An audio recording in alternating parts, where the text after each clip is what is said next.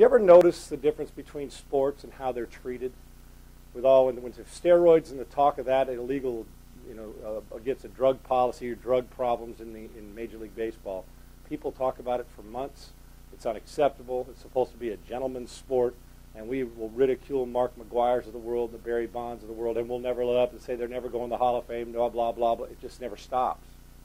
But in football, and it's my sport, and I think that all these leagues are being cleaned up, and for the most part, guys are living right and doing right.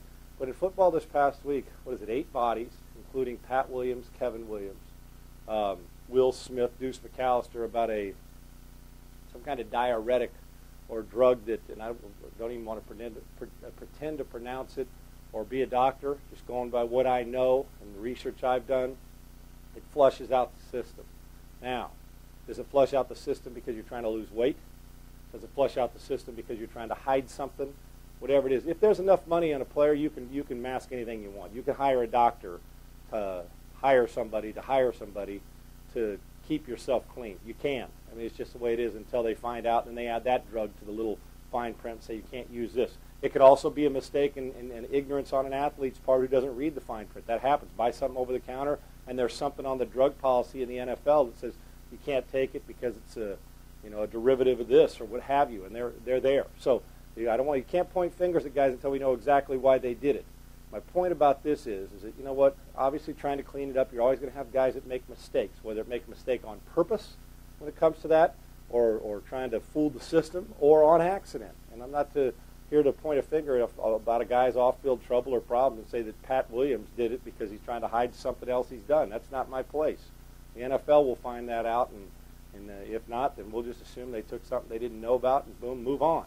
But the point I'm making is, isn't it amazing how we don't even talk about the football stuff? We don't even talk about, when Sean Merriman took his suspension about steroids, and people don't even, we just kind of roll it under the carpet because it's supposed to be a macho caveman sport, tough guy sport. I mean, we don't worry about people beating each other up, knocking each other around. It's like people don't want to talk about it, so we push that aside. But boy, one baseball player does it, and he should be crucify him and put him away and never let him in the Hall of Fame. And I'm not condoning any of it. It's wrong. Anything that gives you an unfair advantage is wrong. But the point is, aren't we supposed to treat all this the same? Aren't all sports supposed to be, when I say gentlemanly, within the rules? Okay? Yes, football's a violent, vicious sport, and I think we like ultimate fighting. Or hockey. Well, we don't have a problem when the guy's pounding some guy's face in hockey, but show it on a video at a high school fight, and oh my gosh, we're mortified, as we should be. But it's amazing to me that the attention has been wiped under the carpet. Nobody's even talking about it. I mean, you saw Deuce McAllister play this weekend. Nobody's even talking about it.